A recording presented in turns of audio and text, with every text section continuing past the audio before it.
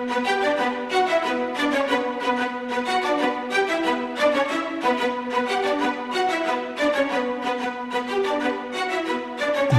Network presents Football Time. And welcome to the Football Time podcast. We're here for our final college football preview show. We got the Big 10, we got the SEC before we get into our actual football show where we start to make some picks, we start to preview and recap some games, and the college season really fully kicks off. We're going to get into the Big 10 first off. We've got a couple teams that have already played and probably adjusted some win totals. But overall, we're going to start out with one of those teams that played. We're going to start out with Illinois. Their win total sits at 3.5. Still not a ton of talent on this team, but I do think their line is pretty solid. It's a really veteran unit line up there. Skill position-wise, pretty poor. Defensively, they lost a ton of guys off the Lovie Smith teams the last couple of years, so they're a little weak there, but they did manage to get that home win versus Nebraska. So where do you see Illinois finishing up the year? Well, I love the way they run the ball against Nebraska, but Nebraska just handed Illinois plenty of opportunities time and time again. Very terrible quarterback play. Yes. Nebraska just couldn't get anything going, couldn't hit wide open guys. So I wouldn't be jumping on this Bielema hype train for Illinois just yet, especially, looking at next week. I actually, I'm a big Roadrunners fan in UTSA, and I think they could potentially come in and knock off Illinois. Looking forward to picking on that game. So I'm going to stick on the under, even though they got that win over Nebraska. I don't see 3 more wins here to get them to 4. Yeah, you mentioned Burt Bielema taking over, had a lot of success at Wisconsin. Now Wisconsin is a blue chip program in the Big 10, much different than taking over an Illinois program that's really never been a blue chip program in football. I don't quite know why, since it's the second biggest school in the conference, but overall, what I did see, not to get too much in that game, he brought organization. The team knew what they were going to do. They weren't great, but, they pretty much said, we will run the ball, let Nebraska screw themselves over, and we will win the game. Yeah. And I think that's pretty much what Illinois is going to do all year long. And I think there's enough on their schedule where I think they can hit that over. You mentioned UT San Antonio.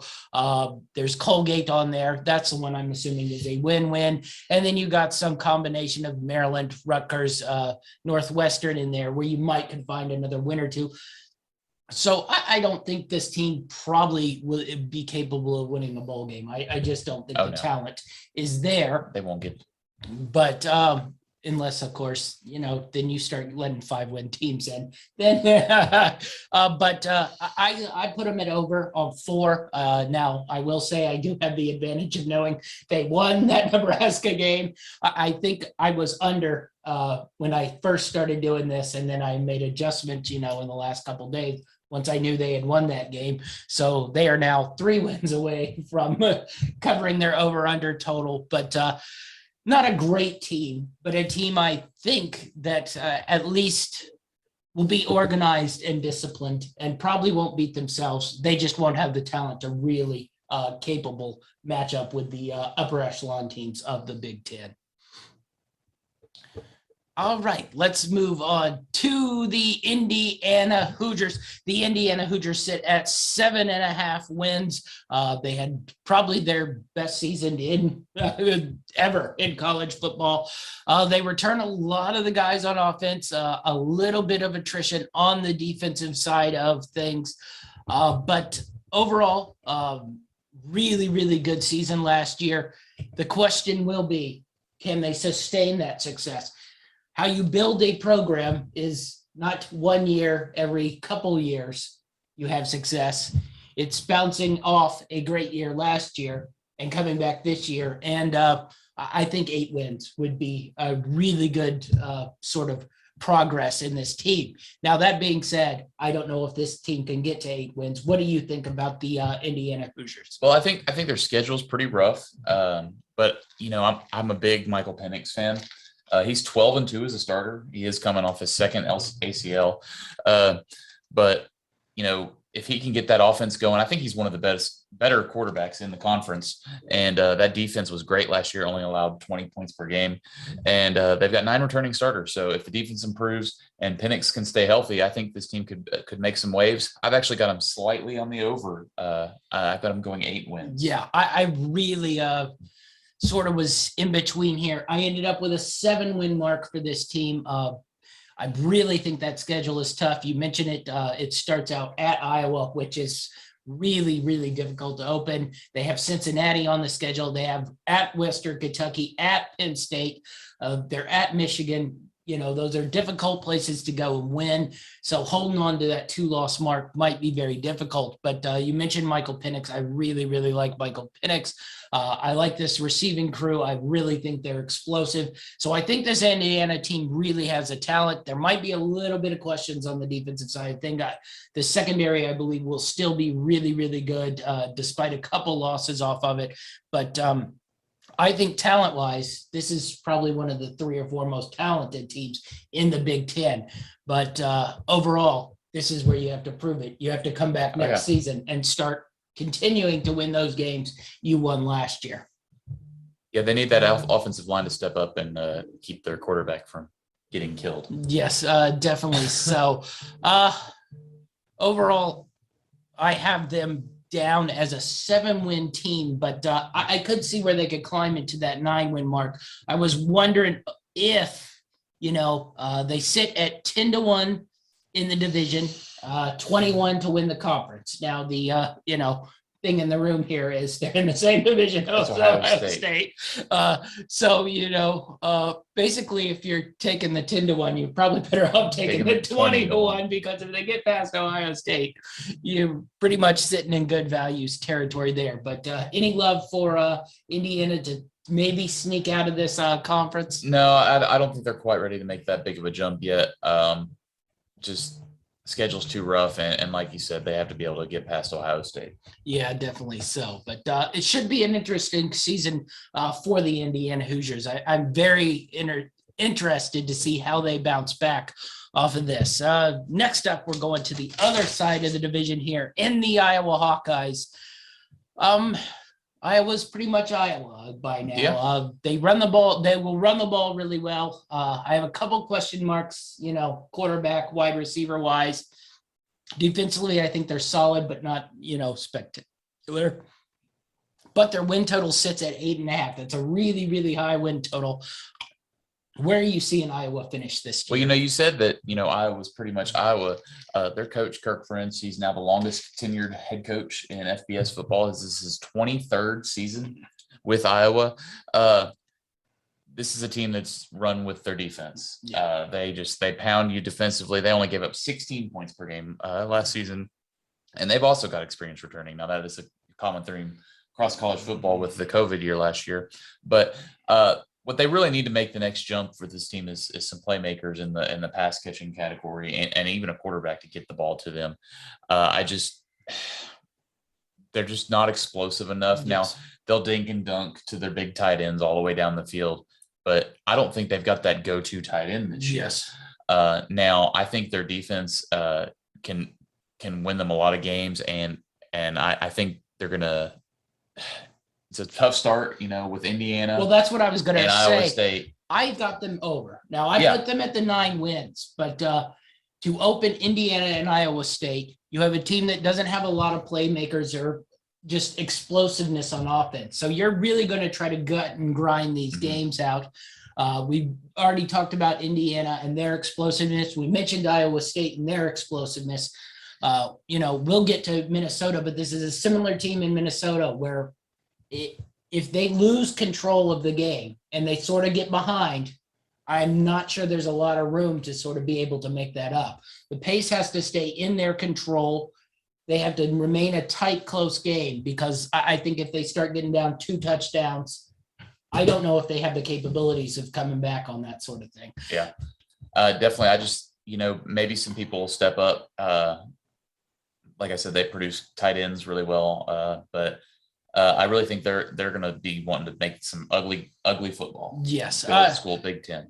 they will be able to bully people. And as always, it is a very, very difficult place to go to and play. So, I think Indiana's a little bit on the disadvantage there. But, if they lose that Indiana game and then they're staring an at Iowa State game in the face, that over under starts to get really, really nervous there. And then you mentioned it, probably the other two teams probably in the mix in that division, Wisconsin and Northwestern.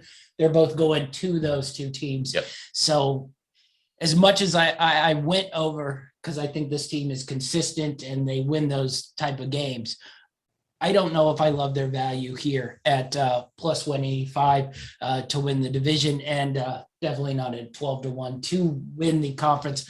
I just think the sort of opening Indiana, we don't know what we're getting, and then at Wisconsin, at Northwestern, I think that puts them behind those other two teams to sort of come out of this division and get into that conference championship game. Yeah, I've got them on the over as well, but just barely at that 9 wins. I think the 8 or 9 win area is right where this team's going to fall. Yeah. So they're right on the fence there. It's definitely not something I would be willing to put a large wager on.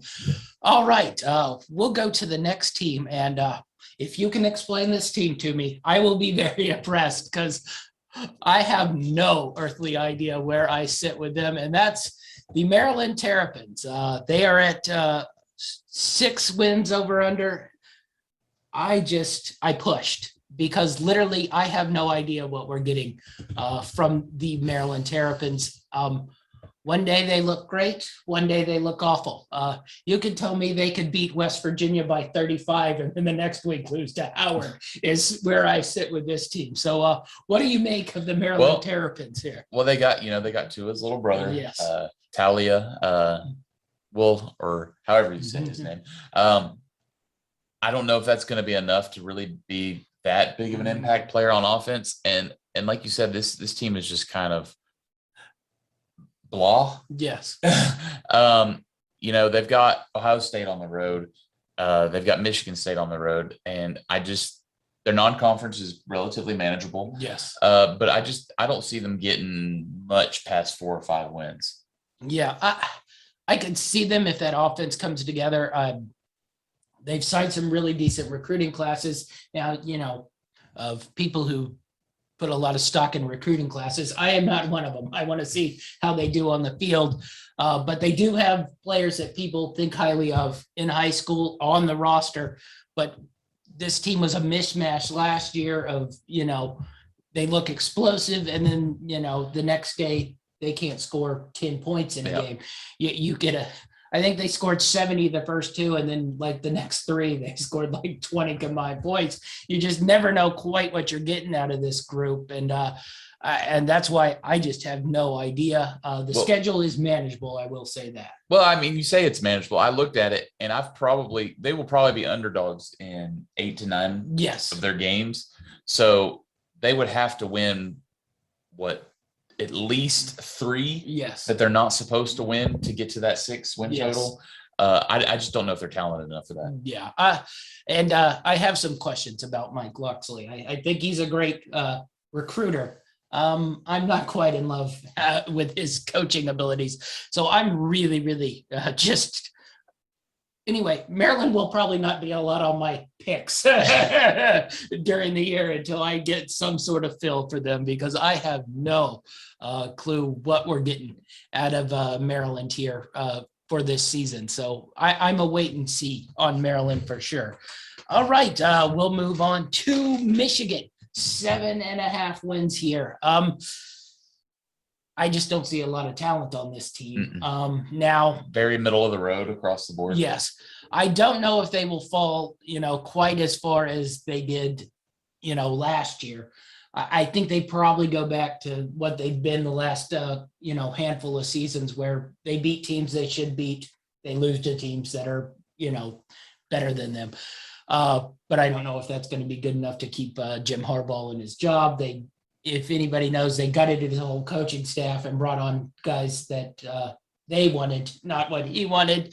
They renegotiated his contract, so his buyout is pretty much nothing at the end of the year. So I think this is pretty much a 10 wins and beat Ohio State, or you're going to lose your job. But what do you make of Michigan here overall? Any chance at over, or are you going to ride the under here? I like the under here.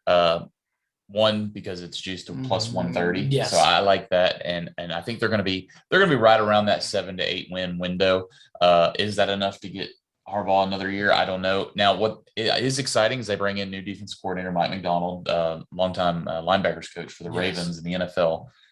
So if he can make some major changes on this defense, maybe they can make some big strides. They bring back most of their offense from last season, but starting off the year, Western Michigan, that's not a sleeper. And then Washington coming to town, that's pretty rough.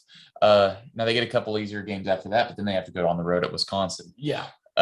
So I think we'll know probably pretty quick because there's going to be two significant opponents coming to town those first 2 weeks. But they're going to have to get this defense better. They were just too poor last year, and they just haven't been able to get anything going. Yeah. You mentioned the defense been an issue. I wasn't in love with the offense last year, and I probably haven't been in love with the offense since Harbaugh took over there. There have been a lot of transfer quarterbacks who have gone other places and been terrible. So they just haven't been able to really get the talent in there that has been able to win the games, a lot like Nebraska. But I gave them a slight over in 8 wins, but that's not I'm bullish on that. I don't think they'll win, at Wisconsin, at Michigan State, at Penn State. I don't think they'll win those games. But, games versus Northern Illinois, Rutgers, home game versus Northwestern, I think they can win those. The Indiana game will probably be the real determining factor between your 7 or my 8. They do go to the big house, but I don't know if Michigan's capable on offense of probably scoring as many points as Indiana will put on them. So I went over, but I'm a very slight over. I think it will be between that 7-8 win mark. But interesting that the talent really is just so poor for the Michigan Wolverines. You wouldn't think it'd be that hard to recruit to Michigan. Yeah, I know, but they just have not been able to stockpile talent really since Harbaugh took over. I think that first recruiting class had a handful of guys that were really, really good. And since then, they just have not been able to find really a whole lot of talent. All right, we'll go to the other side of Michigan and go to Michigan State. This number was really, really low to me. I think this team will be a little bit better than they let on. I really do like this coach that came over from Colorado, Mel Tucker. I didn't love the way he came there, but I like this coach. I thought he was really, really good at Colorado for the 2 years he was there. Yep. But I think they started to restockpile their talent a little bit. I look for the defense to be improved. I think the secondary will still get, gutted. But one of the good things about being in the Big 10 is there's not a ton of teams that are going to light you up. So you get lit up by Indiana and you get lit up by Ohio State and possibly Purdue, but Purdue won't stop anybody. We'll get to them in a little bit later. But overall, if you're going to have a bad secondary, probably the Big 10 is where you want to sit in bad secondaries, other than maybe the SEC East. But anyway, I think they're going to be improved. So I gave them a big jump. I think they'll be pretty good on offense, and the defense will be able to get by. What do you think of Michigan State? I'm not as big on Michigan State as you are. They didn't really impress me last year, other than upsetting Northwestern's year. Yes. But which that'll be interesting to see them playing week 1. See who's playing with more motivation there. I just don't think they're explosive enough. Similar to Iowa, they're a defense and run game team here. But really good defensive line. But last year they gave up the most points per game in program history. And I don't think they're going to make that big of a turnaround in year 2 of Mel Tucker's coaching here. So I think they've got another year of rebuilding here. Maybe next year they'll start turning it around. I think this is I think year 3 will be their real leap. But I think they can probably climb to a 6-win sort of bowl territory here. Now, the really interesting game will be that first game of the year. They're at Northwestern. We'll see where those teams sit. Speaking of teams who will not hurt you with a pass, Northwestern is one of those. But you mentioned at Miami, they probably won't be able to handle. But other than, that, I think their schedule's manageable. Nebraska, Western Kentucky, Rutgers, they seem to avoid a decent amount of Iowa's, Wisconsin's on the other side of things. Yeah. So I think that helps them out just a little bit. And I think they could climb to that 6-win mark. If that offense makes a little bit of a leap, that's more of a judgment on Mel Tucker and watching what he did in Colorado and how he molded that offense into a pretty solid offense when he was there. But I've got him, I've still got him hitting the over. Yeah. I've got 5 wins. So we're both on the over there. You're just giving a little bit more credit Yes, than I am. I'm giving them a couple spunky wins in there that they sneak in there.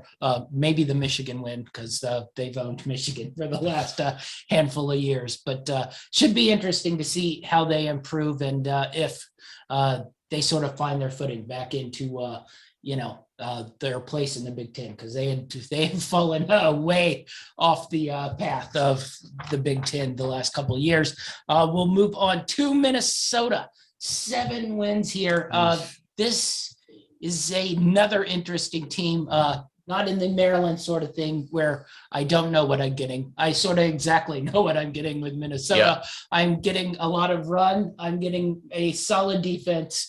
And I don't think I'm getting any explosion on offense. So what do you make of Minnesota here in this 7-win one? I jumped on them a lot last year in Yes. picks, and I got burned many times. I think they're going to be able to run the ball well. Yeah. You just said this, but their defense has got to be improved if they're going to make any kind of run through this conference. Last year, they gave up 6.3 yards per carry to opponents and 30 points per game. That's just not going to cut it. And, they get a real test in that first week one. Yes. Well, that one might be interesting. So I just. Now, granted, Thursday night at home, so that might pump them a little bit. But if they can get a little bit more explosiveness in offense and some improvement in their defense, they may be able to make some strides. I don't have them quite getting to that 7 number. I've got them under on the 6. I don't see where they would get it up on that over number there. Yeah, I'm a coward. I pushed right at 7. I probably would lean under if I was being totally honest. I find it more likely that they hit that 6-win mark than they hit the 8-win mark. We mentioned it about Iowa. I think this is even more true for this team. If they get behind, as in this Ohio State game, Ohio State jumps on them, gets up, 14, 17, nothing right off the bat. I don't see any capabilities of them being able to, fight and claw their way back. That's just not the style they're going to be able to play. They have to be able to control the clock, control the ball, and just own possession the whole time, which is, a good way to keep yourself in a lot of football games. But for explosive teams that can get up on you, you pretty much just write those games off. And you saw that in some of the games last year when Maryland jumped up on them and Minnesota had no way of getting their way back because they can't throw the ball deep. They have no explosive playmakers, and they even had better receivers last year than they do this year. So, I think they will win their games, but, the 6-7 wins seems much more likely than pushing it over here and going over 8-win marks. So I don't know if I see it from this team quite so much. I think they have to play really, really a style of football that benefits them. Now, that being said, the division they're in, pretty much every one of those teams is not an explosive offensive team. You have Northwestern in that division, not really an explosive offensive team. We mentioned Iowa. They are not an explosive offensive team. So if they can find their way, around some wins on the other side of the bracket, I think it might be there. I think the really interesting game is that at Colorado game now. I think that could be the difference on the win total there. I think if they get that Colorado, they get 6. Yes. Because I see Miami of Ohio, I see Bowling Green, I see Nebraska, Maryland, Illinois, and then if they get Colorado, they'll get 6. Yeah. The other thing about this, they need to win their games early because their closing stretch of at Northwestern, Illinois, at Iowa, at Indiana, Wisconsin, that's pretty much all the good teams. And they really, I think, will struggle closing. So if they get off to a slow start, lose that Ohio State game, lose at Colorado, I think that under hits really, really easy then, because I think closing out, they will be lucky to win 2 of those games. All right, we'll move on to the other team that played last week. Oof. And I just put Groundhog's Day here. A lot of hype, and they look the exact same that they've looked pretty much as they are. Before the game in Illinois, I had them like right around 6 wins, which would have pushed. I wanted to try to believe and give them 7 wins. Their schedule is ridiculously hard. Yeah. And after watching what this team has, talent-wise, I don't think there's any way they get to that 6-win mark. I think the only question left on this season is if they move on from Scott Frost at the end of this year or not. This team, as a Tennessee fan, I see a lot of similarities in this Nebraska team is where Tennessee's been stuck the past few years. They've got a quarterback that's just really keeping them from success. I think I saw not only did he miss wide open guys, he gave touchdowns to Illinois and just handed them the game. Now they've got a couple easy matchups coming up, but then the rest of that schedule, I don't know if I see a win after week 3. Well, yeah, and after watching that game, I'm assuming Buffalo has film on that game as well, and we'll be looking at that and thinking, well, they aren't quite all that talented as us. I think we can maybe go in there and sneak one. And so, you mentioned it, after Fordham and Buffalo, it's a dark ride. I mean, they're dogs on the rest of the season. Other than maybe Purdue coming there, but we'll get to them. I'm a little high on Purdue. Yeah. And I will tell you, Purdue can score points. Mm-hmm. So I don't know, really. They needed that Illinois win. And even more so when you start to stare at their schedule.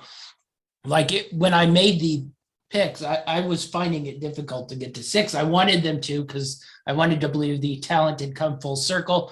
They, of course, had the quarterback who's made the improvement, though he's been there for, 15 years and is the exact same as when he came in. They have no explosiveness at receiver. Their running backs are not all that great. Really, their only offense is that quarterback running. And the defense no longer is a defense that can shut people down. So Illinois ran it down their throat. Yeah, I worry. I ended up, my adjusted was 3.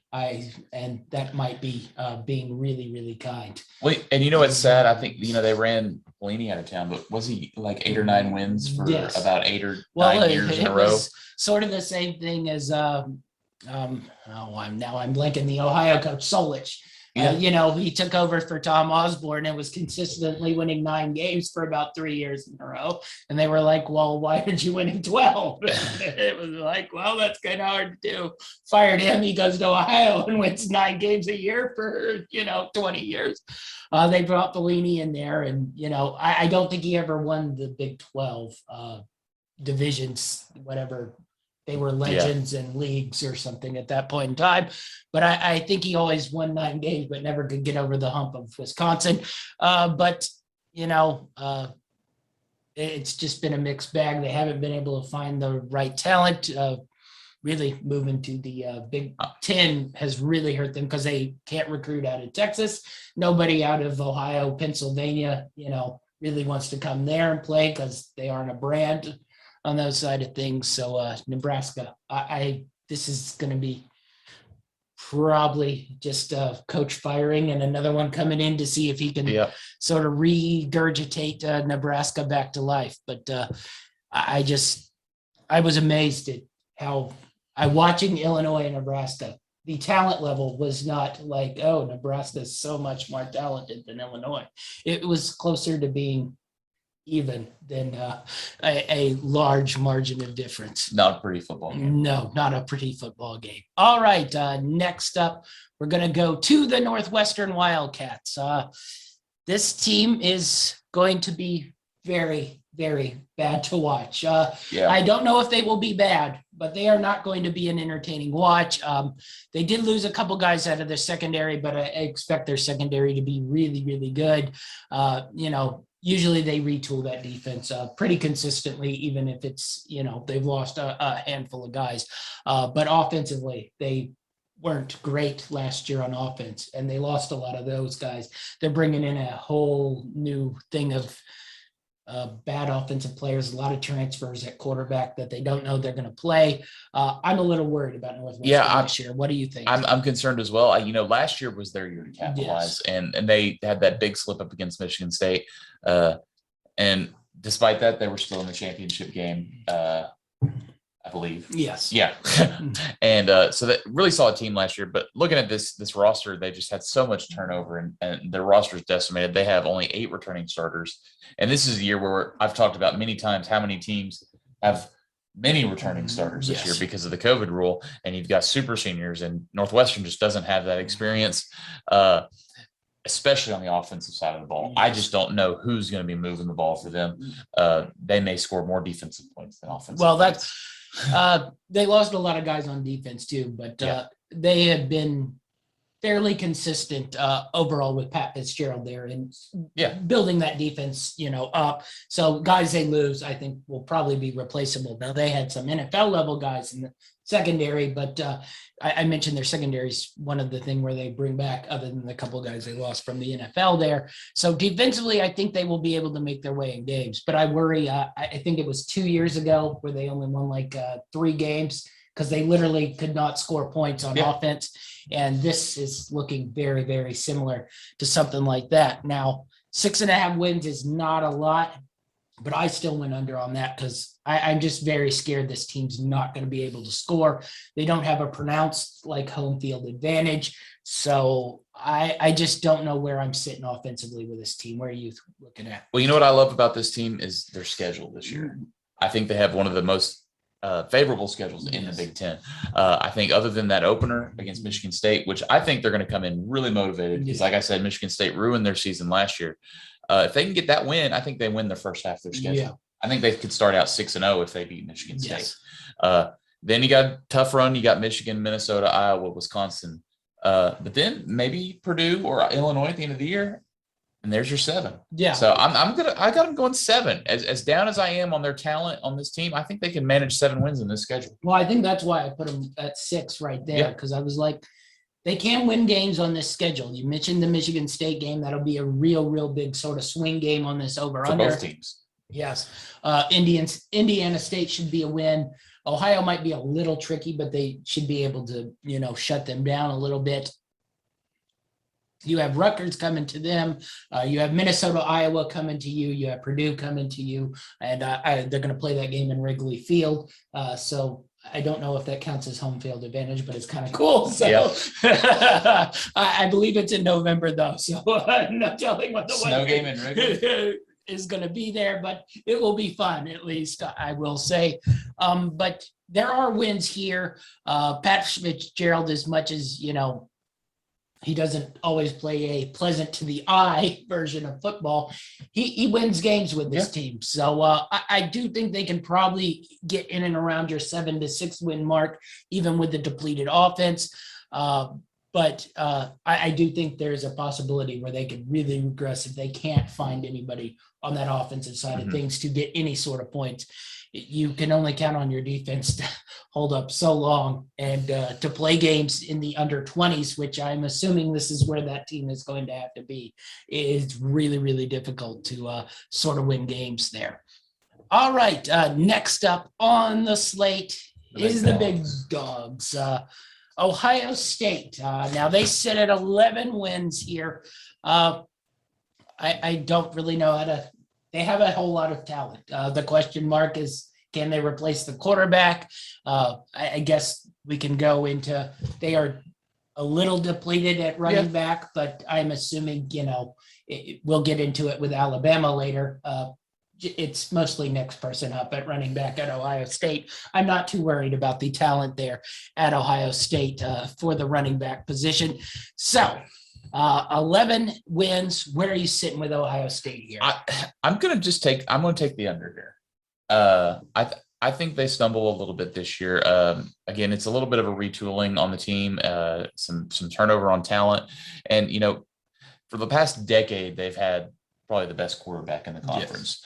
And now they may have that again this year. Yes. But it's an unknown. So, just with that unknown and Oregon coming down in week 2, which I may end up taking Oregon in that game. If they lose that one, then they have no more room to stumble and still hit that under. Yes. So I'm going to go with the under. I think it's a safe play, and I just until they, I think it's one of those things where it's really a wait and see. Yes. Ohio State. I wouldn't make this bet at all.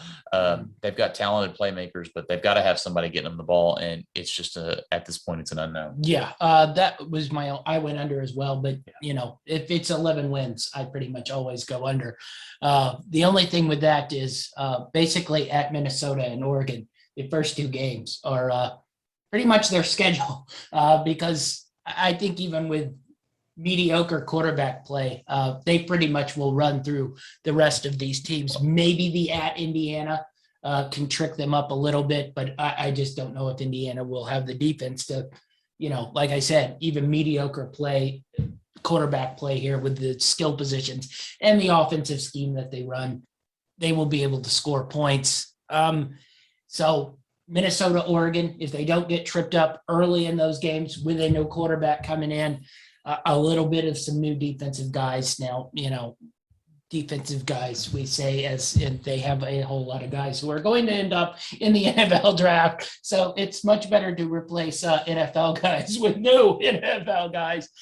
So it gives you a little bit of a heads up there. But I really think their biggest chance to lose is at Minnesota, Oregon, the first 2 weeks of the season. And then, they hit a run where they aren't playing a lot of teams who, even if they play bad, can, hang with them and stay in the game.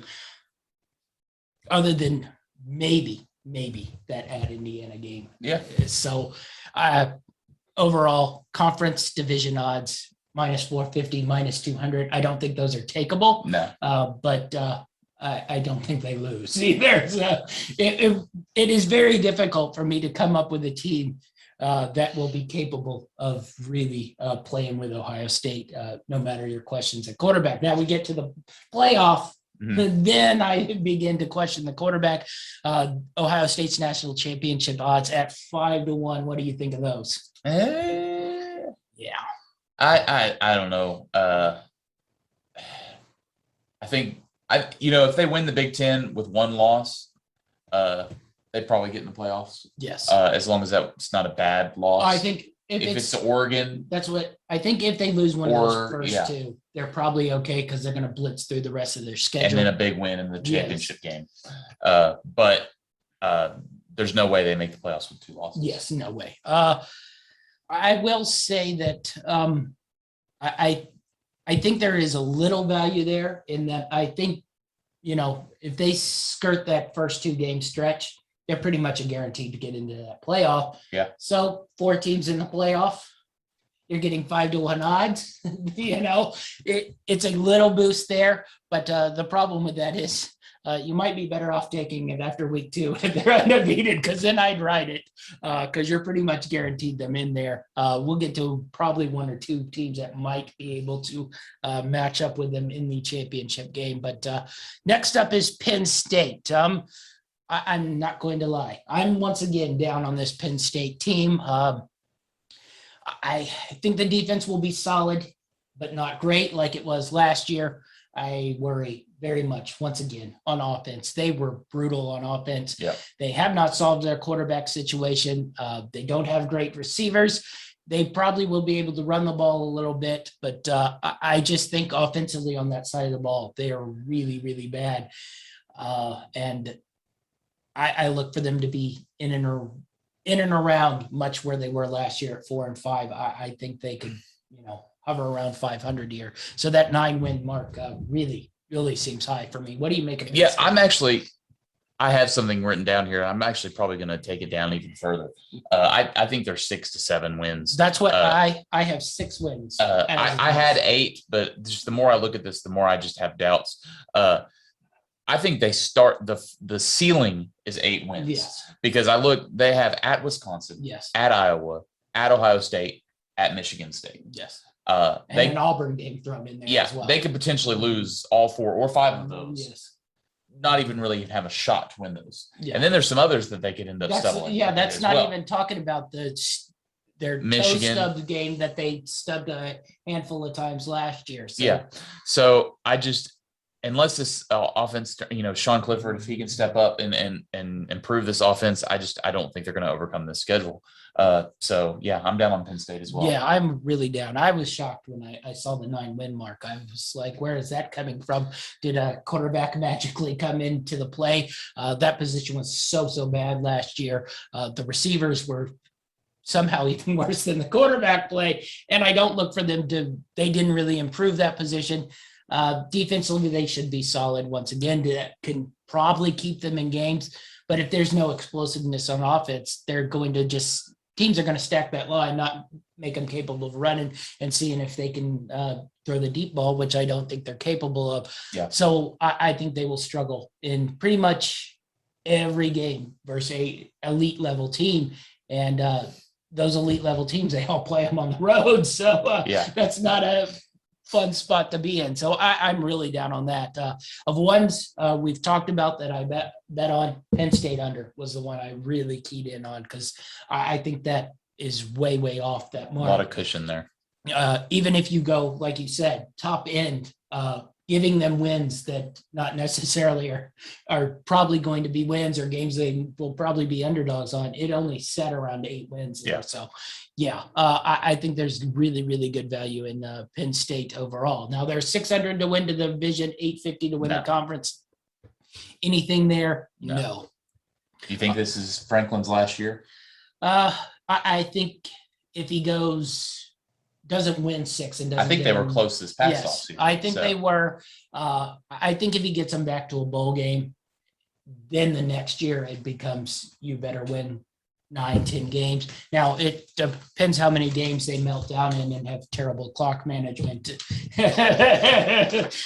Probably comes into play a little bit, like if they're beating Rutgers and then he does something stupid that costs them the game, then I can lean more toward getting fired. But I think they can get to the 6-7 win mark, and then I don't think they quite get rid of him yet, unless he finds a place to move to, maybe Nebraska. Cup calling. Anyway, let's move on to one of my teams that I really like in the Big Ten, the Purdue Boilermakers.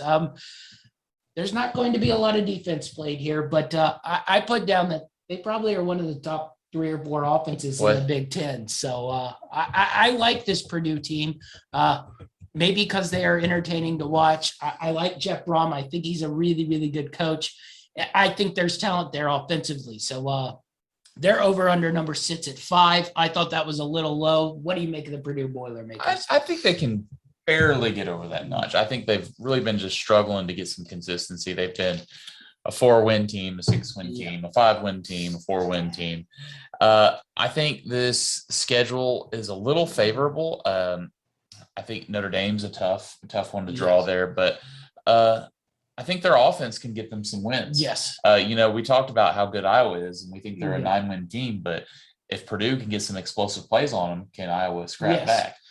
So this offense may be able to carry them some wins over some struggling offensive teams like Northwestern, Michigan State, Iowa, Nebraska, Illinois. I think they can get those. And then you just win one more that you're not supposed to. You're at that 6. So I've got them right at 6. I think it's going to be just enough to get them in the over and get them into a bowl game, which is, I think, a good year for this Purdue team. Well, what I liked about this is I put them over because I gave them their early wins, and I think that will determine their slate. They theoretically could start out 3-1. They have Oregon State, which will be key to them going over. They need that Oregon State win. Then they go to UConn. From what we saw from UConn, that's not as much of a cause for concern as once thought. I think they will be fine in that one. And then Illinois comes to them. If they can get a 3-1 start, I'm not in, Wizard of Oz land here thinking they're going into Notre Dame and winning a game. But I think Oregon State, UConn, Illinois start 3-1, and then you got that stretch: Minnesota, Iowa, Wisconsin. We haven't gotten to Wisconsin yet, but we talked about, Minnesota and Iowa's struggles offensively or, non-explosive offense, and you have the complete opposite side of things here in Purdue, where they are quite explosive and can put points on you really, really fast. But their secondary is awful. Their secondary is awful. Their defensive line is not that great. Basically, there are cones on the defensive side of things, and hopefully you throw the ball to them once or twice a game. Defensively, I have no illusions that they will be good. I'm just hoping that maybe their offense is explosive enough, and if they get off to that hot start, momentum carries them into a couple more wins. So I put them down as a 7-win team here, but I think they can hit that over pretty good if the defense can do anything at all. Even be cones, because I think they might have been worse than cones the last couple years there. But I'm pretty bullish. We talked about the other coach, but Braun probably sits in and around a hot seat here too. I don't think the expectations are quite as high, but I do think he probably needs to get to a bowl game here before they start to look around. I think he's finally got this offense where he wants it, yes. though. So it's like you said, if they get any kind of defense, they can be much improved. Yes. All right, let's move on to Rutgers. Yes, Rutgers, the Big 10. Exciting. The pride of New Jersey. Schiano's first year there, he did go over. He did win some games, and he does what Greg Schiano does. He built a gross, dirty defensive teams. Yep, and that's pretty much what they did. I don't look for much improvement on that this year. I think the defense might be a little bit better than it even was last year. Offensively, though, these skill positions are still very, very much lacking. There's no Mohamed Sanu or Ray Rice right now on that side of the ball. So I have them over, but that's because their early schedule is quite easy. So I've got them winning their first 3. Yes, and then unless they can get an Illinois or a Maryland, that's it. That's so I've got them at 3.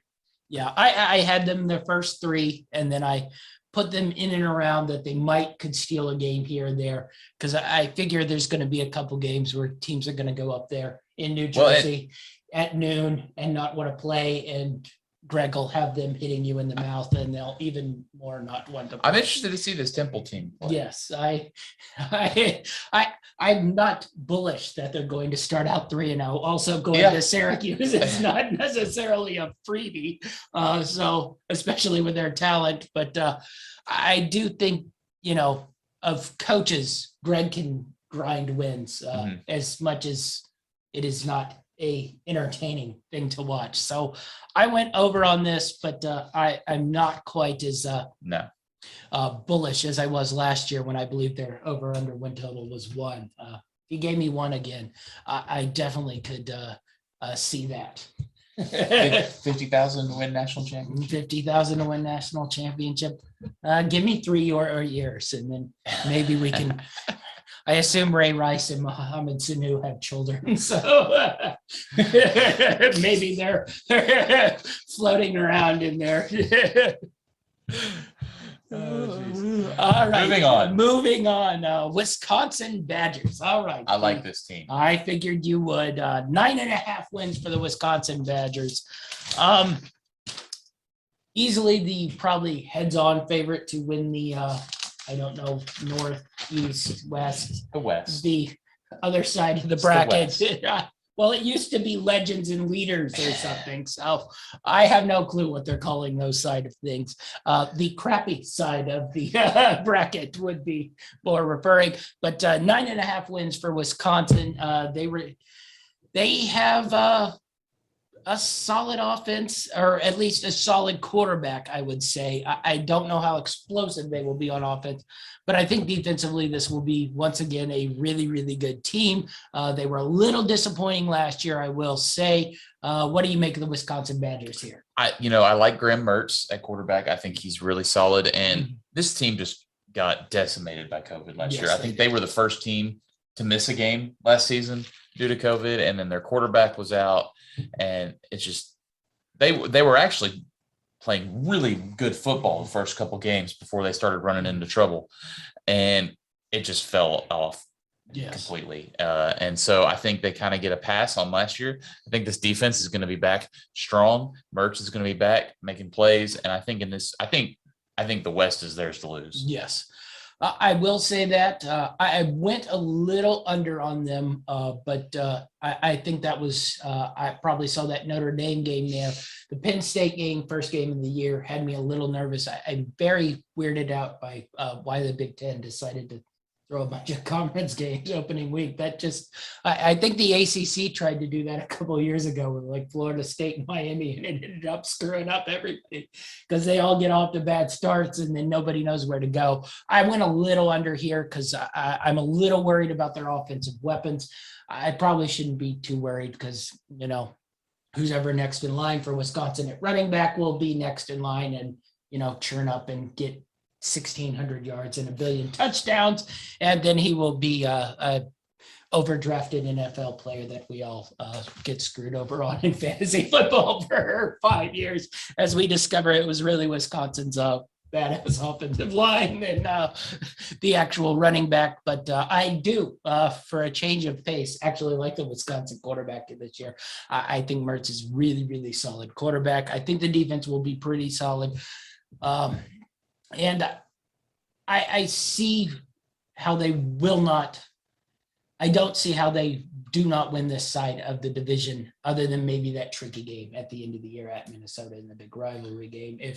I've got them going over. Yeah. I've got 10 wins.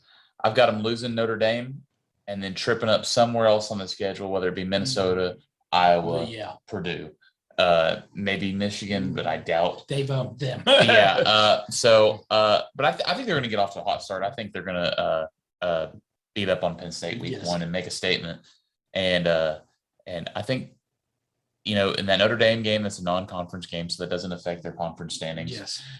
So I like this Wisconsin team. I think 10 wins is the floor for them. Yeah. All right. Conference wise, plus 850. Are you bullish on that one? Are you plus 950? Oh, plus 950. All right. So what do you think? Wisconsin plus 950 conference wise. Division wise, it's plus 105. I don't see a ton of value. No, I love COVID also might pop up again, and then you're in trouble. I love the 950 here. Yeah. I think this is the best play in the conference.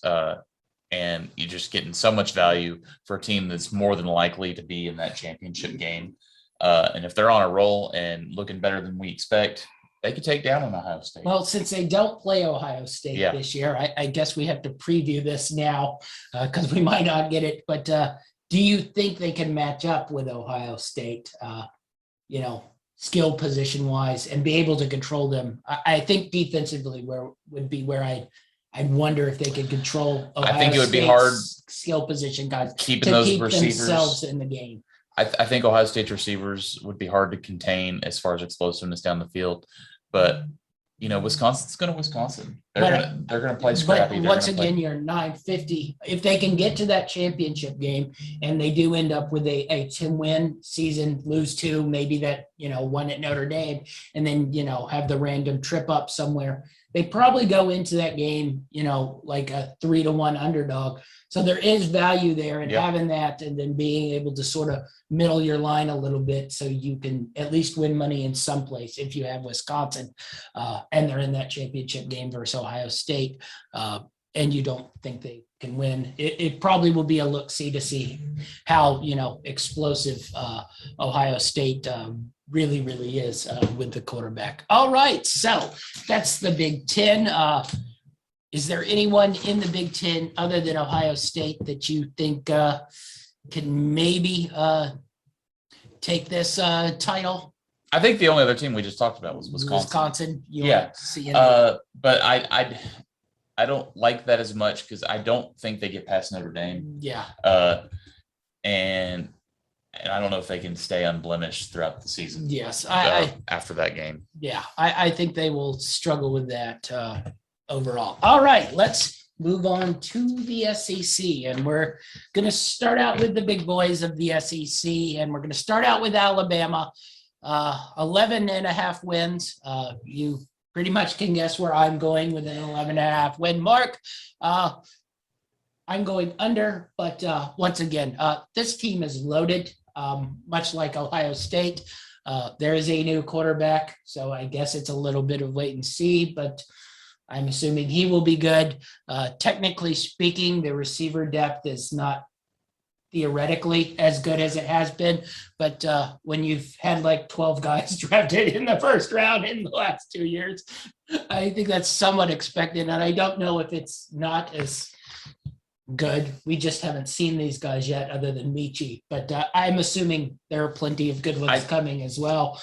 Same thing with the running back. I think Robinson probably takes over, but the 10th running back probably can go in there and run for 2,000 yards. So what do you make of Alabama? I think this defense could be the best defense they've had since Saban's been there. Yeah. And that's saying a lot. They've had really good defenses in years past, but they are stacked on defense this year. Some questions on offense, kind of the same questions we had with Ohio State. But you just said it, they're 2 to 3 deep better than most teams in the country. So it should just be a next man up. But again, it's an unknown. And 11.5, I got to go with the under. Yeah. They very well could go undefeated again this year, but one slip up and you lose. Yeah, that's where I hate those numbers. One slip up and you lose. Now, that being said, much like Ohio State, the only places I see real chances at slip up, I don't see at all. You don't see it? Miami, and then that at Florida start. You have the young quarterback in there. Maybe they're still fixing some kinks out. I don't think Miami is capable of beating them. We'll get to Florida. I really don't think they are capable of beating them. But, third week of the season at Florida, that's a difficult game. And then we'll get to them, at Texas A&M.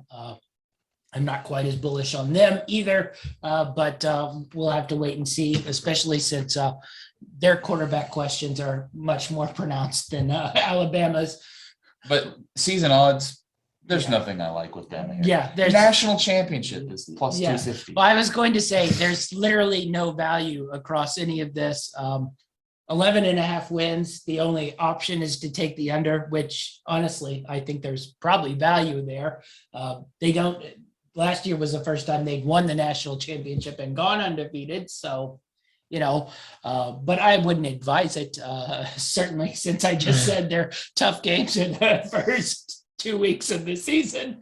And then they probably will hammer every one of those teams by about 40 points, no matter how good or bad the quarterback play is.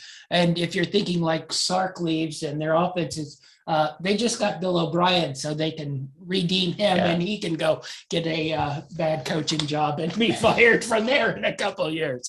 So basically, this team will remain good. 165 to win the conference. There's nothing valuable there. 250 to win the national championship. Nothing really valuable there.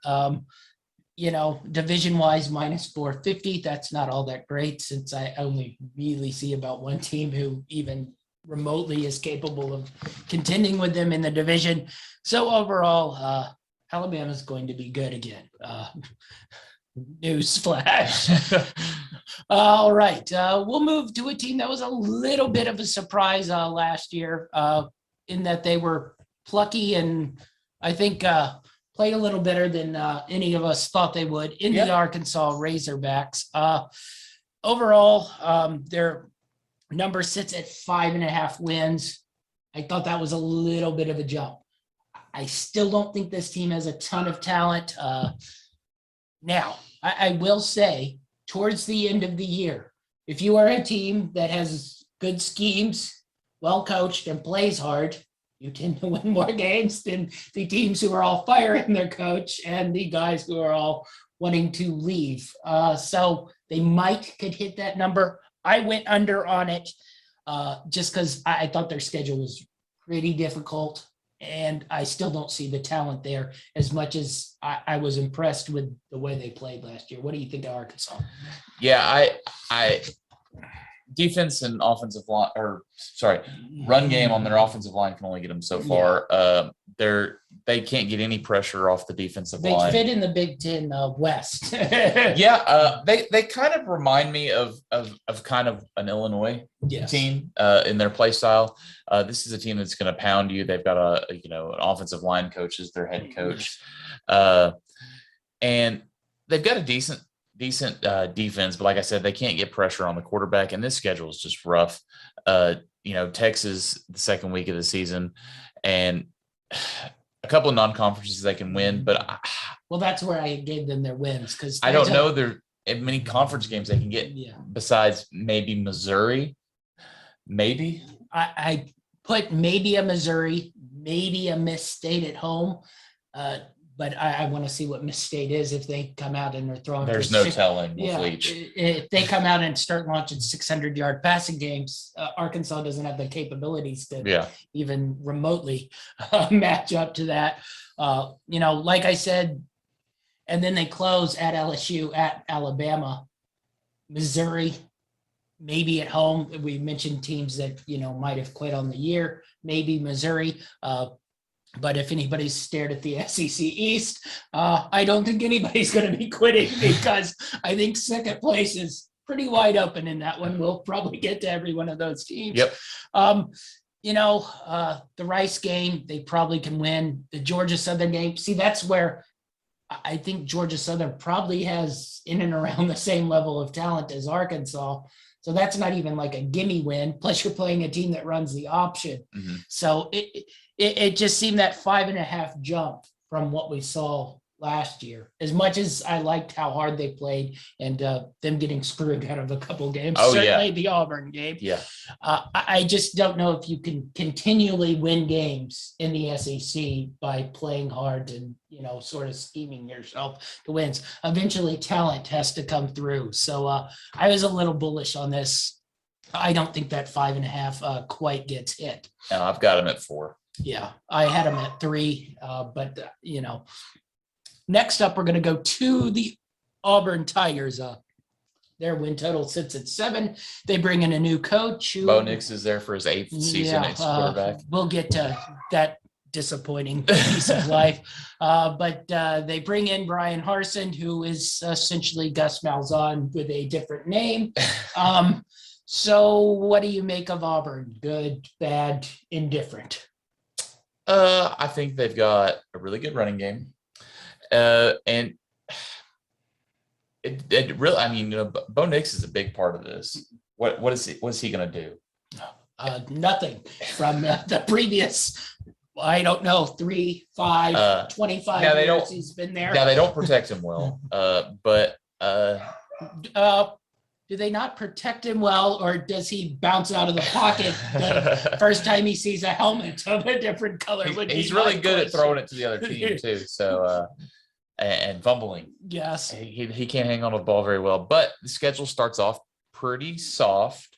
I think they could potentially be 4-0 to start the year, but then they've got LSU, Georgia, Arkansas. Arkansas is not too tough, but it is at Arkansas. Yeah. And they lost to them last year. I think it's essential for this team to be undefeated going into conference schedule. I think they have to be because this conference games, especially in the West, are not easy to come by. I think they get South Carolina. I think they can get Miss State. And then Ole Miss is really a toss-up, I think. Yes. So I've got them winning 7 games. Right on that line. It's a push. I think 6 to 7 is the number. Yeah, I went 6. We're in the same sort of stratosphere here.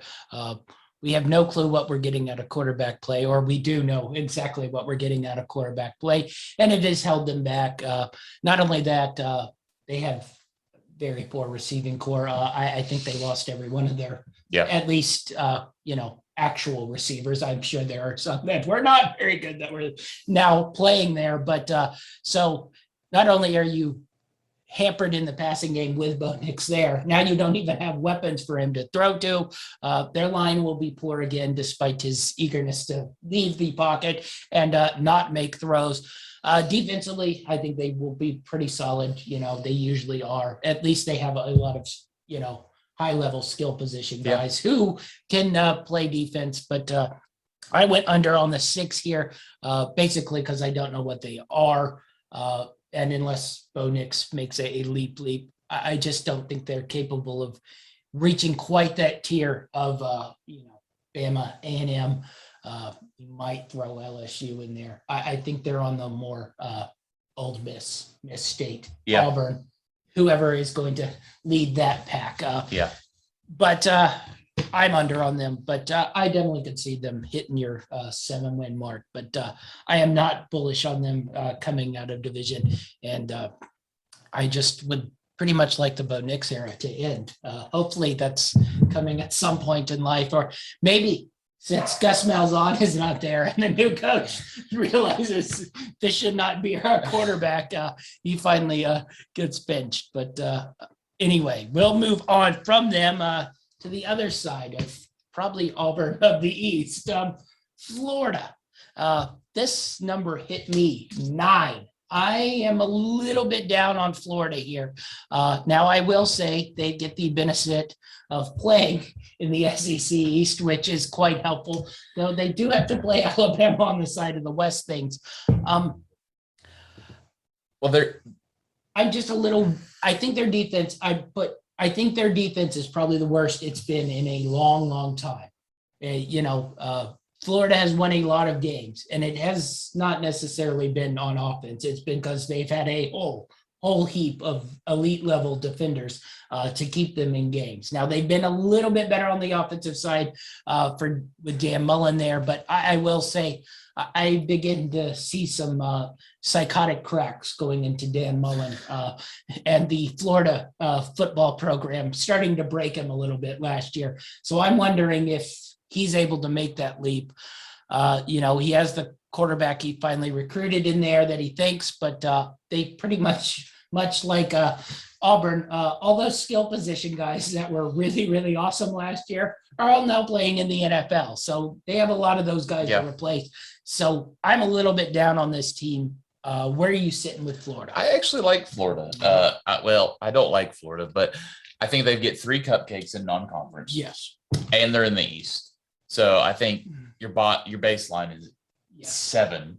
Well, right there. I did go under, but my under was 8 because I could not find a lot of losses on this schedule. And I was having to, I think, throw like Mizzou's and Florida State's in there, just wondering what those teams were going to be like. I think Emory Jones is going to be Mullen's new Dak Prescott that he's got. I think he's finally going to get his offense. I think that's his hope. I think he's finally going to get his offense the way he wants it. And I think they're going to surprise some people. And I think they're going to be right on Georgia's tail for the East title. Yeah. I've got him at 9. So technically a push, but I think that's a great year for a Florida team. That's I think if they hit the 9, now I have them at 8, so it wouldn't be that much of a leap. But I think if they can get to 8-9 wins, I think that would be a good season for Florida. Well, especially after losing all those draft picks. But once again, that's where I speak to like Mullen. I don't know if it will be good enough for Florida fans. And, if they get blitzed in that Alabama game, which, maybe they will, maybe they won't. Possibly they can score some points on them. I don't know if they will be able to stop Alabama, but I just wonder if Florida fans start to get a little grumpy about, winning 8 games. And then Mullen, starts spazzing out and spitting off nonsense, much of like he did last year. And I don't know. I'm a little down, but I will admit they are much benefited by being on that side of the bracket. I think I would have them more in your 6 range if Auburn and Florida like switch spots. I think I'd be a little more thinking Florida could. If they were in the West? Yes. Oh, yeah. Then on the 6-7 side, and Auburn might be on the 8 side if they were in the East. So I do think they benefit. And speaking of benefit, another team I'm not quite in love with, but then I started going over their schedule and their win total. And these guys, other than the opener, are pretty much going on a free ride to get there. The Georgia Bulldogs, 10.5 wins. And this is how much I don't think they're that great. And yet I have them going over that 10.5 wins mark. I just could not see, other than the Clemson game, a whole lot of losses on this schedule. So what do you make of Georgia? Well, I'm not a big JT Daniels fan. Yes. I think they're going to lose that opener at Clemson. Yes. So I think you got one more loss and you hit the under. Yeah. The problem was I really struggled where to find Yeah, the loss. it's tough. At Auburn was the only one I could theoretically really wrap my head I around. think the cocktail party. You think Florida might? I think Florida could knock them off. I think that's a big game, and like you said, Mullen needs that statement win to get Florida fans behind him again. I don't know if this offense is going to be consistent enough. Now they've got good receiver talent, but they've got to have that. I even question that though. You know, I watched those guys last year, and we all heard about them. They would make plays and really explosive plays, and then they drop a ball that was on a key third down. Yeah. And I can see the talent, but I don't know if it's always out there on the field. And I question JT Daniels, like we all like him because he's the poster boy white Southern California quarterback and all that. But maybe he ought to do it in a couple games. I do like that they've addressed some questions on defensive side of the ball. I will say their offensive defensive line is monstrous, and that's why I can't find losses on their schedule. Well, they brought in probably the best player on one of the best defenses in the country in West Virginia, who transferred to play defense for them. Their roster looks good. I think quarterback play is just so important, and I just think there's still a lot of questions around JT Daniels. I don't think he was that great when USC was done with him. He couldn't start there. Well, that's what he lost his job at USC to a guy we were sort of half questioning in our Pac-12. And they probably had better offensive weapons than this Georgia team. So unless he's just improved dramatically, I don't know if Georgia's ready to make this leap. And Georgia gets hype like this every year. And they almost always disappoint. Yes. I think that loss against Clemson is going to take a lot of wind out of their sails, and they're going to slip up somewhere else on the schedule. So I'm taking the under. Well, see, that's where I just couldn't find the real banana pill. Auburn was the only one, and you mentioned the cocktail party, but I'm down on Florida. So if I'm down on Florida and I don't think that defense is there, I don't know if they can put the pressure on Daniels to really, sort of hurt this Georgia team, and the rest is just cake. Oh yeah. I mean, they can do their Georgia thing and play awful in pretty much all but 10 games of the season and still probably beat teams by 10, 15 points. Well, even if they get my under the 10 wins, they're probably in Atlanta. That was the other thing. I was going to be the championship. Bring up the odds. The division is minus 400. I don't think that's takeable, though. Really, Florida is the only team even remotely, I think, capable of contending in there. And I even question that. And then you got 230 in the championship game.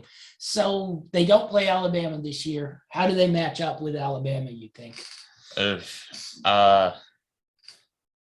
I think that would be more of a defensive battle as opposed to years past. I really like that Alabama defense. I think this Georgia defense is going to be good.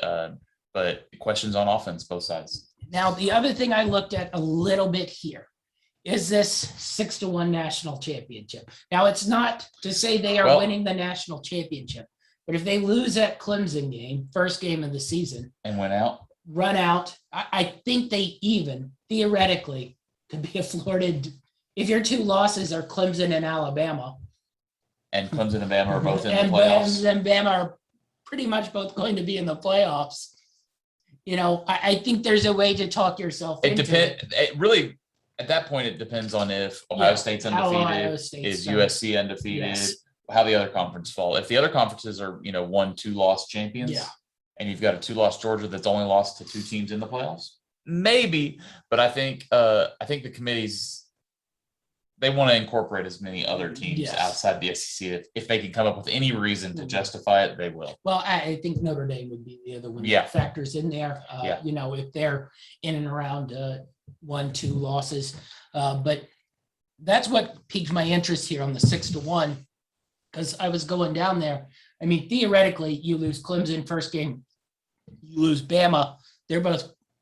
I think we both pretty much think they are guaranteed unless something very, very bad happens into the playoff. And then you get them in there. Now, I don't think they are capable of beating either Clemson or Alabama. And for that matter, probably Ohio State. You could challenge me on a Notre Dame or a Oklahoma. I think those are a little bit more even matchups or the Pac-12 teams, so we'll see how those do. But then you can start, sort of laying your bet out where you can sort of find a way to win a little bit of money. So the 6-1 piqued my interest a little bit, just because I think you get a gap there where you might be able to sneak in with 2 wins or 2 losses for that matter. And, honestly, like if Bama went in there undefeated and Georgia went in there with a 1 loss, Georgia wins, both those teams are getting in there. Yeah. So I just saw a little value in there, as much as I don't love this Georgia team. But that's just a matter of Georgia getting overhyped like pretty much they do every year. All right, Kentucky, 5.5 wins on the year. I thought this was a little bit low just because of the teams in the SEC East. I know what Kentucky is. Solid on defense, can run the ball. They might as well just not even have a quarterback. Well, they're trying to address that issue. They brought in a new offensive coordinator. They're going to try to run a pro-style offense. I said try. Are they going to bring in a quarterback who can throw the football anytime soon? Now,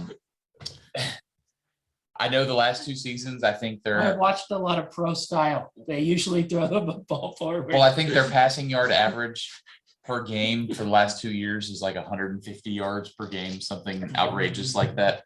But one of those years, their quarterbacks were hurt, and they essentially had a running back playing quarterback for the most part. So I think that was every year, even with the quarterbacks. So I think they're trying to address the problems. Defense is going to be there. Running game is going to be there. They've got to be able to throw more than 200 yards per game passing the ball. I mean, that's just, if you're going to compete with the big guys, that's what you got to do. But I don't think this is the year they make that jump. No, I think first year of implementing this offense, you've got to have time to recruit the players you want for this offense. So I've got them kind of right where they've been in years past. I've got them at 5 wins, just narrowly missing out on. See, I got them at 6 wins, and I think there is, if things go right, especially with this SEC East, which I think we can admit, honestly, other than probably Georgia, I don't think we have a ton of clue what any of these teams are going to be. So I think if things go well, I think they could have, a year like they had a couple of years ago where they won 8-9 games. It's sitting there, and maybe they sneak into that 2 spot in the East. Now, I don't think they can match up with the Georgia or, those elite teams, but, Missouri, South Carolina, Tennessee, Mississippi State, Vanderbilt, they could win theoretically all those games. And non-conference, nothing. And the non-conference, you mentioned it, they have never scheduled really, really heavy there because they know they need the wins to get to a bowl game. So I put them over just because of teams in the SEC East side of things. I at least know what they're going to be, which, is at least something. And I think they know what they are going to be. So I give them a little bit of a leg up there and take that over at 5.5 for Kentucky. All right. Speaking of teams, I don't think we know what they're going to be. The LSU Tigers, little bit of a disappointing season last year, though I don't know how it could be that disappointing considering, 2/3 of the team went to the NFL. I guess they just assumed that was going to be replaceable, but 8.5 wins is their over under for LSU. I'm curious what you make of this LSU team. Brad Johnson's kid will be taking over at quarterback or staying at quarterback, I guess, since the other guy got They had hurt. a really good freshman, but unfortunately got hurt. Yes. And I think this LSU team is stacked, especially on the line. Their offensive and defensive line, just killer guys in the trenches there. Defense, the secondary is a bunch of ball hawks. They're going to be flying around, making plays. And I'd like this team to improve a lot. Now, the question is can they overcome, coaching issues? Orgeron's got some questionable things going on. And I think I think they need to hit this over for Orgeron to keep his job. Yeah. Oh, I definitely think I that. think if they go 8 wins or less, I think he's out of town. Depending what comes out of a handful of investigations. I don't know if 8. I had them right at 8. I think the defense will be back to an elite level style defense, and they will be able to shut teams down. I have more worries on the offensive side of things. Johnson at quarterback, I'm not in love with. I also have gotten a little worried about what I've heard out of like Ed, and they're going back to, the Joe Burrow style of offense and all that. And I'm like, well, that's all well and good. That puts a lot of pressure on your defense. It's well and good when you have Joe Burrow and 4 NFL receivers and an NFL running back and 3 NFL offensive linemen. You can run that style of up-tempo offense, but if that offense isn't scoring literally every time you have the ball, that puts so much pressure on your defense.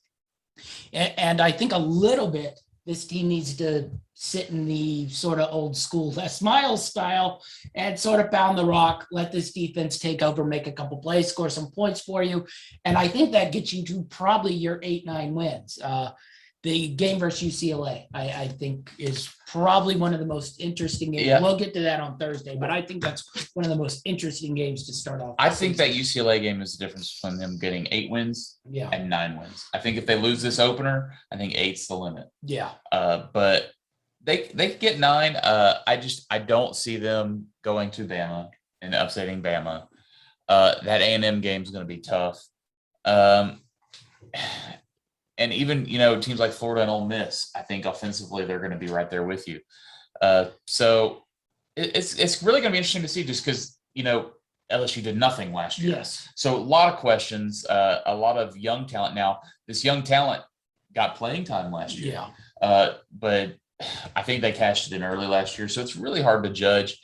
But I'm interested to see, like I said, both sides of the trenches, they are stacked. Yeah. And I've got them at 8 wins. Yeah, I think we're right around the same thing. I think they can maybe, if things go right and the offense does come around, they could probably get to that 9-win mark. I don't know if they can get to 10, but it probably depends how actual good Texas A&M is. I think we'll get to them in a couple teams from now. Yeah. If we're believing all that hype. I think the only one more hyped than Georgia might be A&M this year. So they had a very good year last year. Yes, anyway, I know. We'll get to that. Kellen Mond is being cut right now from a team.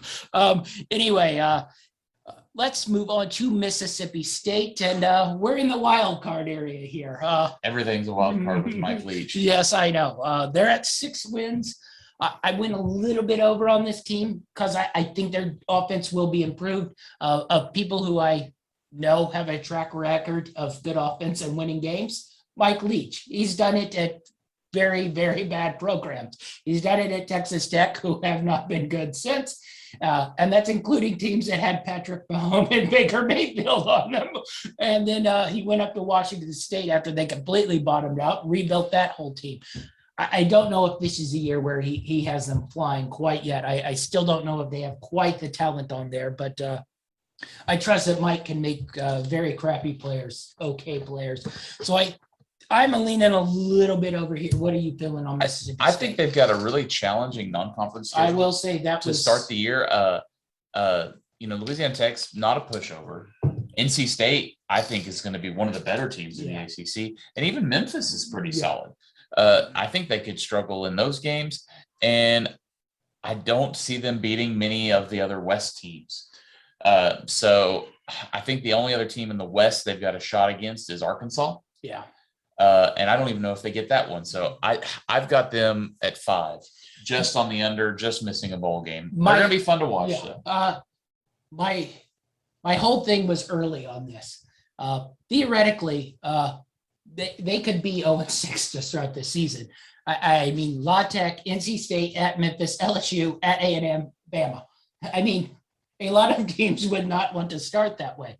But if they could somehow find 2 wins out of there, I think with the bottom half of this schedule, which eases up a whole great deal in Vandy, Kentucky, Arkansas, Tennessee State, Ole Miss, I think they hit that over. Now, how bad things go if they do go like 0-6, I don't know. I mentioned, I think the defense will be pretty solid. They bring a handful of guys back. And like I said, I trust Mike Leach in offense.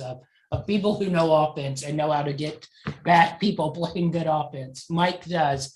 I don't think they will beat the elite teams, like you said, in the SEC West. But I do think there's a chance that this team could be the sort of pack leader of the, bottom tier group or not bottom tier, middle tier group of the SEC West, depending on what you're feeling out of, your Ole Misses and, stuff. See, I put Arkansas and Ole Miss ahead of this team. Do you? All right. Well, I think that probably will depend on the quarterback. I think he was a transfer out of Southern Miss. So I'm just curious to see what Leach does. Of people I've trust to win games, Leach has won games, but I think they might be about a year away. I look for next year where they sort of make that jump into that 6-7 win territory for Mississippi State, where they can get a handful of more people for Mike Leach and his program. All right, we'll move to Missouri here. This is interesting of teams in the SEC. They don't have a quarterback issue. They might have issues everywhere else. So it's sort of the reverse of everybody else.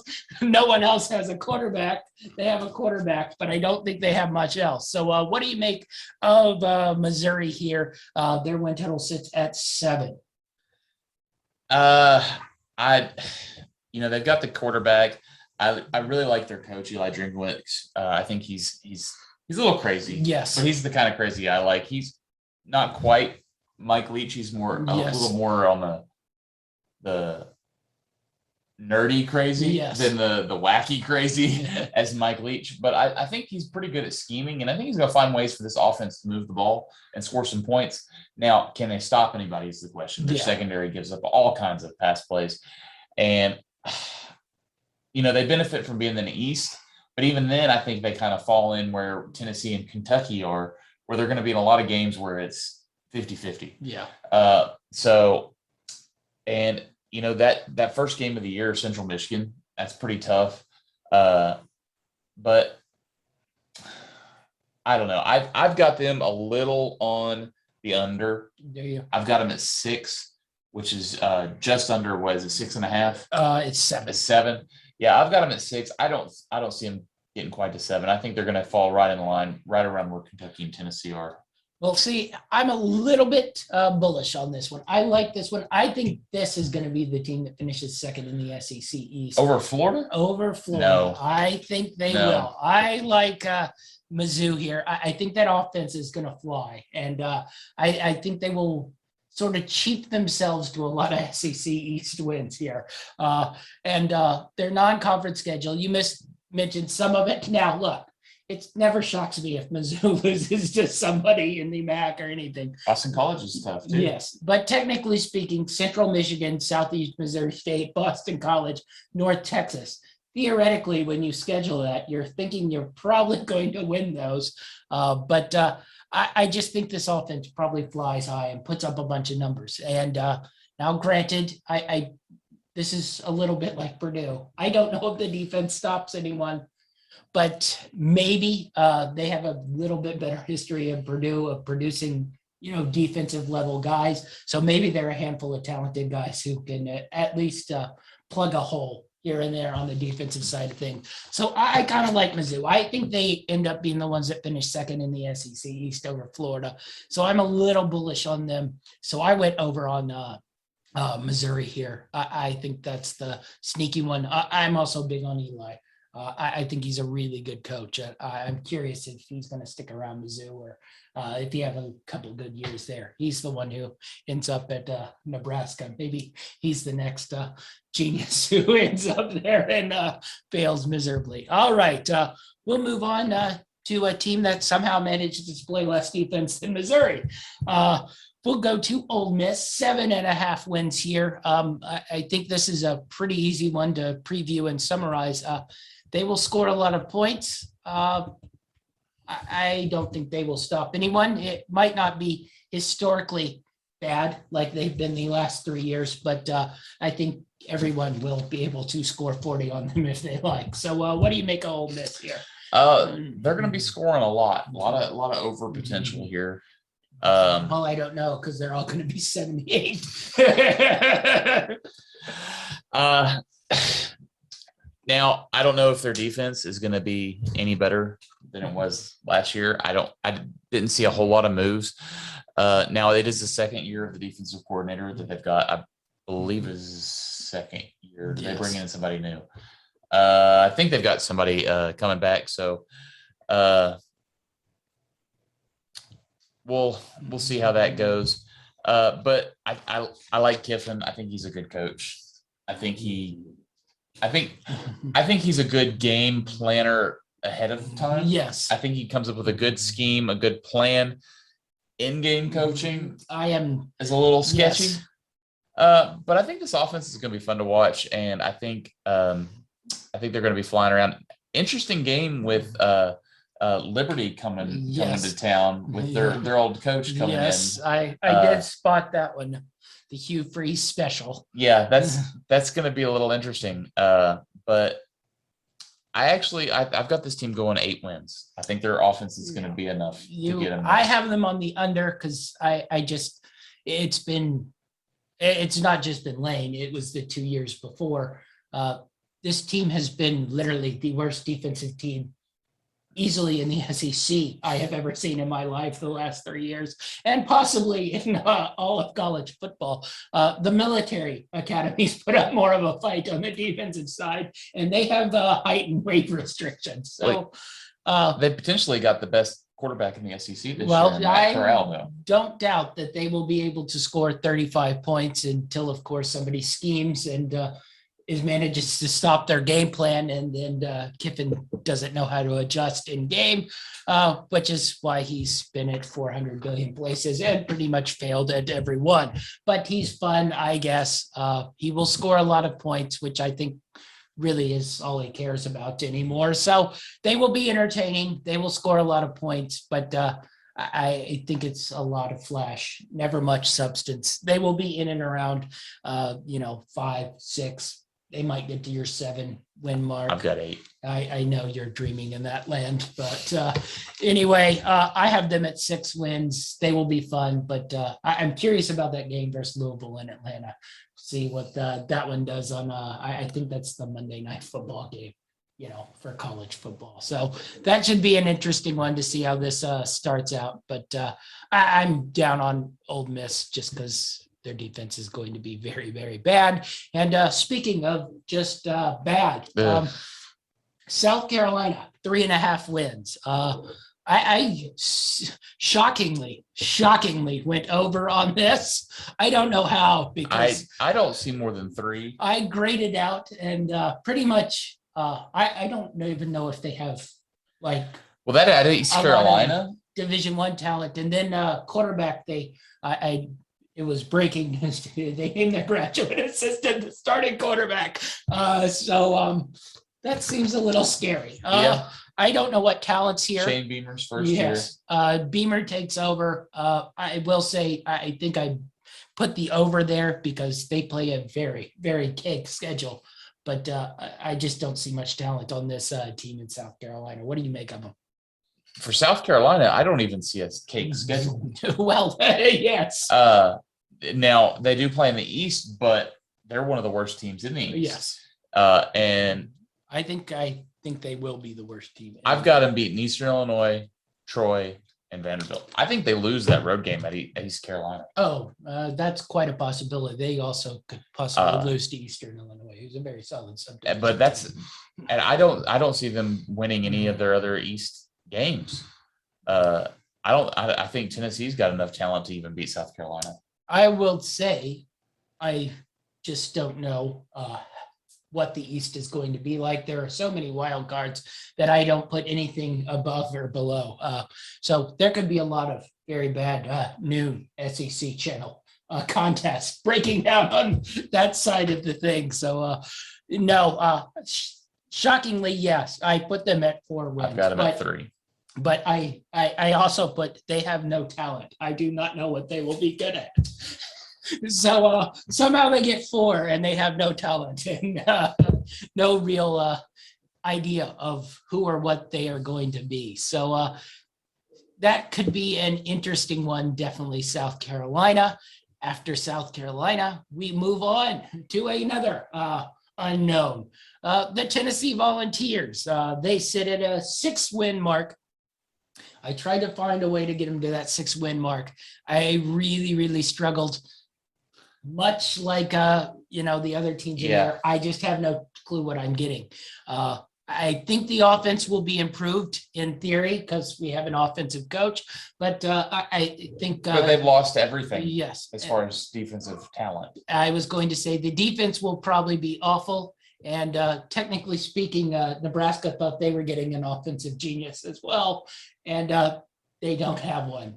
So it depends what sort of talent is on that offensive side of the ball. I think the schedule is very favorable. Yes. But I think this 6 is right on the money here. Yeah. I think that week 2 game is the key to this team getting to 6 wins. If they can beat Pittsburgh and start the season 3-0 before going into the meat of their SEC schedule, and then take care of business against South Carolina and Vanderbilt, then all you got to do is upset one of Mississippi, Missouri, Kentucky. I think that's what I was staring at there. I was staring at maybe they could beat Ole Miss. There's no telling what that over under could possibly be. If that one possibly hits 100, I wouldn't be stunned. The Vanderbilt game sits there. We'll get to them. I don't think they're very good, but they've been not very good numerous times and somehow managed wins versus us. That Kentucky game sits there. I think they're a little probably too disciplined for us. But there are 6 wins. Theoretically, you could probably convolutedly work your way into 7 wins on this schedule. Everything really, really breaks right. But I'm a little bit nervous that this defense is just going to leak very, very large explosive plays. I think this team ceiling is 7, floor is 4 or 5. Yes. I think 5 to 7. I will say they did a great job of scheduling some teams that not even possibly. They're not going to lose to South Alabama or Bowling Green or Tennessee Tech. Correct. Those are 3 wins, and Vanderbilt. And Vanderbilt in theory. Yeah, but I'm a little curious to watch Vanderbilt play. Yeah, we're going to get to them because I have no idea what to expect out of that group. But we'll go on to a favorite out of the SEC. A little bit of value in this team. Oh, do you see value in this team? Texas A&M. Yep, Jimbo. The next favorite out of the SEC, 9.5 wins here. There is talent. There is a lot of talent in name here. Really good home field advantage. Very good home field advantage.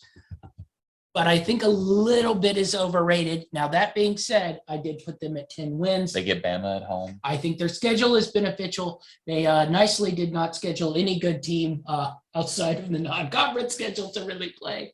So they have that buck up. They get Missouri and South Carolina out of the East. Yes, they get Missouri and South Carolina out of the East, which is nice. So what do you make of this Texas A&M team? I think this is a good team. This team was right here last season. Yes. I think Jimbo's a solid coach. He's been there before. Right there, except they couldn't beat Alabama. And they got blitzed very badly. Keep that in mind. Now they do get Bama and College Station, and I think their schedule is actually pretty favorable up till that point. I think they're going to be going into that Alabama game undefeated. So it's be a lot of rolling on that game. I think they're the second best team in the West and in the I'd actually probably put them over Georgia. Would you? In SEC talent across to the division there. And I like that, they've got 1,100 to win the conference. I think that's pretty good value. Really big on it. I just one hurdle to get past. I see it. It just concerns me. One, we mentioned how Georgia is overrated. A&M is also always. Well, they need a quarterback. And then that's my next question.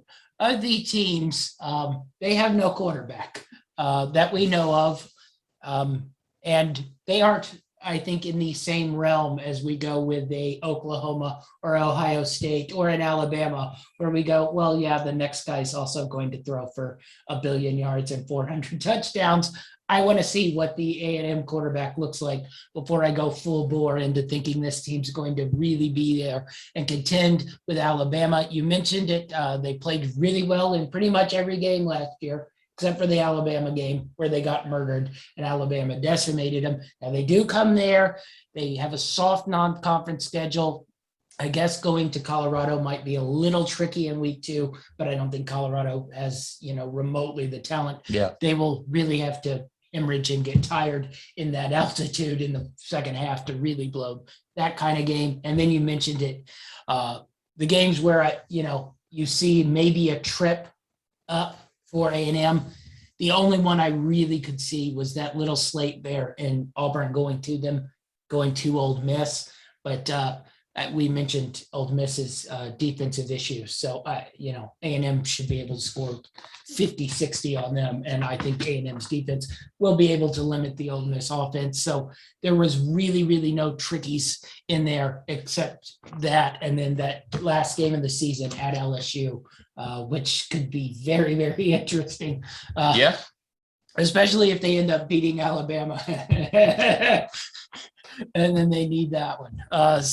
Anyway, I went over, though I don't love this team. It's much in the same vein of Georgia, where I look at this schedule, I look at their talent, and they can play bad and still beat pretty much every team on the schedule, except for Alabama, really, because they have such, way over more talent than anyone. But I do want to see what the quarterback looks like before I get too bullish on taking conferences and championships. I'm gonna roll with 10 wins. 10 wins. Yep. I went 10 wins as well. So I think both got them on the over. I think we both looked at the same things and saw the same things on the schedule. You mentioned Vanderbilt. Where to Vanderbilt? New coach for Vandy. Takes over. He was the defensive coordinator at Notre Dame. So they went back to the well of defensive genius, much like Mason. But anyway, Clark Lay takes over. Vanderbilt's win total sits at 3. I went under here because I have no clue what they really are. I don't think they have the talent defensively to really live up to it. And I am not even 100% sold the East Tennessee State game is a matchup they can win. And Randy Sanders coming to town. When it is 3 wins, it makes me nervous when I don't see a game necessarily on the schedule that is an automatic win. So what do you make of it? Yeah, they might beat Connecticut. Maybe. Boy, that would be an under to take. I'm making you watch that. No, you're coming over. SEC Network, Connecticut, Vandy. No, this team's definitely going under. At most, they're getting 3 wins. At most, but I'd say it's probably 1 to 2. I went under in the 2, and that's just. I mean, this is one of those teams where I would not even bet on them the first 3 or 4 weeks of the season because I have no idea what I'm getting out of it. Yeah, I mentioned it. They could lose that East Tennessee State game, or maybe they win their first 2. I don't know. I literally have no idea what I'm getting there.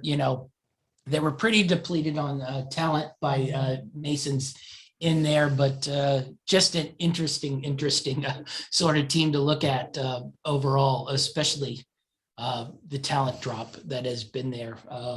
Really since Franklin left, and then early on Mason had, I wouldn't call them fun teams to watch, but they at least had some guys who I thought were at least SEC level guys. I don't know if they have those type of guys quite there. So we'll see if Clark Lay can build this back into at least a feisty little program to play. But this year I definitely think under on the win total here.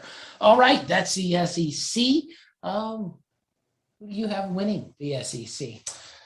I'm going to go with a long shot in Alabama. Oh, the long shot in Alabama. He's going to ride the Crimson Tide. I will also stay with the Alabama train. I guess there's an off chance that maybe they get in that championship game and might blow things. But really, looking at the thing, if Bama doesn't lose early, I think they roll through this. I think Bama's worst case, their best shot at not winning the SEC would be losing that A&M game. Yeah, but that also probably would put them in the national playoffs. So anyway, I think Bama is your safest bet to come out of the SEC, much the same as it always is. Anyway, that's the end of our college football preview. Thursday, we come back with our preview and picks. We're about ready to really dive deep into this full full football season. We'll recap a couple of the week 0 games just to look at and then preview a handful of the upcoming games and give our picks, of course. Be sure to follow us on Greenlight Network on YouTube. Like and subscribe to us. We are finishing out our NFL preview. We got the AFC and NFC North, and then on Tuesday, we're going to go with the West of the AFC and NFC West, and then we will have our picks and preview shows for the NFL. So football season is in full bore. Be sure to follow us and watch Winning Daily so we can give you those winning picks all day long. We have pickers coming in all over the place for college football and NFL season. That's our show, and we're out.